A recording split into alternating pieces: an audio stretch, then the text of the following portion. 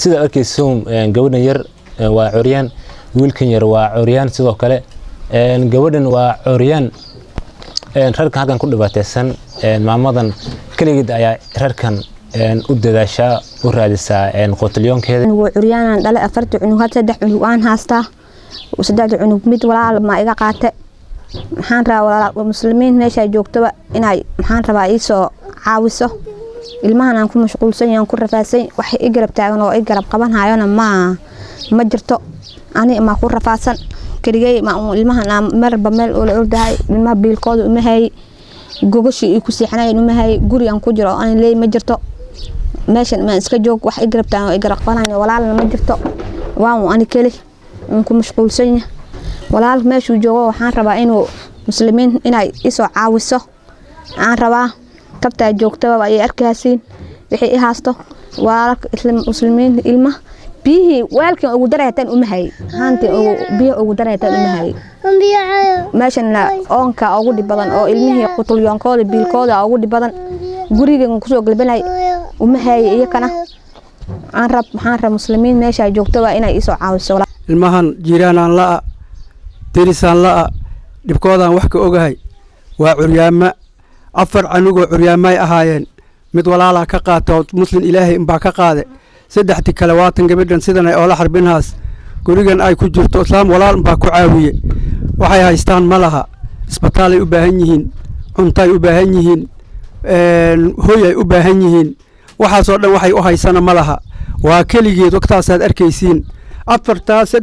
canug iyadun baa la xarbin haysaa gabadhan waxay u oynaysaa waxay cunaysaa rabtaa mala u hay ay rab si ay leedahay si ay leedahay cuno si ay leedahay mana u hay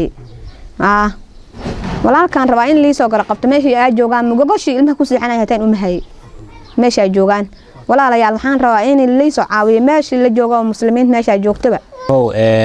maamadan hadda dabkan waxay saartay biyo ay saartay caruurta ku soo sabaysaa in caruurta waxay cunaan misan waxay quutaan maanta ma haystaan marka maamadan dabkan ay shiday waxay suubisay dabkan biyo ay saartay sida u jeedinba biyahan ay maarta ku sabaysaa caruurta ilaa waxay leedahay dabka ay waxna saaran suga walaalaha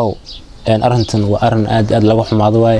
yaani qofkii meeshan maanta imaado baa dareemi kara caloolxumada maanta meeshan ka jirto walaalaha muslimka caalamka daafiis ku nool reerkan waxaan leeyahay halo soo gurmado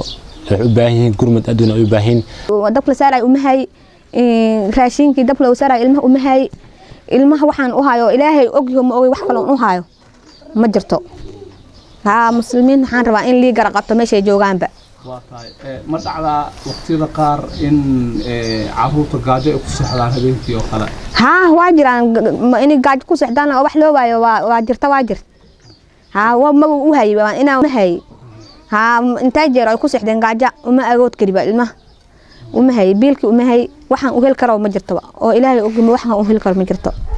waxaan muslimiinta ka codsanaynaa meel ay joogaanba kii isbitaal oo ku caawin karo kii cunno ku caawin karo kii gobol ku caawin karo kii dhaqaale kale ku caawin karo kii hoy ku caawin karo ilmaha muslimiinta meel ay joogaanba waxaan doonaynaa inaan la soo caawiyo tar ilaahay nin walow waxaad baxsato aakhira kaaga horeeya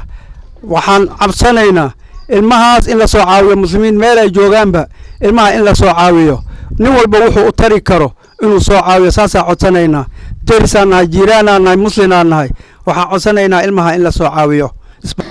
walaal 4 cunugo curyaanta arkaysiin ana dhale wiilkan ugu socdo oo ilmaha raaco ilmaha way caynayeen way dilayeen eegan ka dhaqaaqo kuwi kale ayakana ayako kulli wada cabaanayeen oo ilaaha kuma darnaadee ooynayeen oo isgadin karin aan u imaanay ayakana 4 cunugo curyaanta arkaysiin 4 waa isku xigeen eegay dhalanayeen curyaan waay silxumadana u jiraan